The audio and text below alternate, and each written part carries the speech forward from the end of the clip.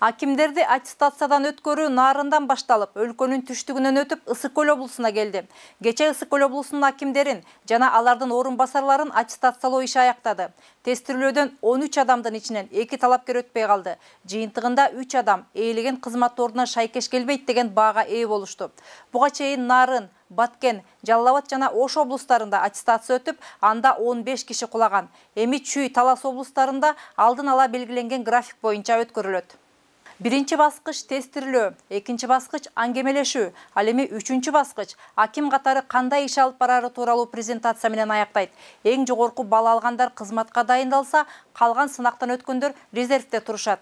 Президент Садыр Жапаровдун шайлоо алдындагы убадаларынын бири иш билги кадрларды ачык айрым атаандаштык аркылуу тандап алуу болгон. Бул убада акырындык менен ишке аша баштады.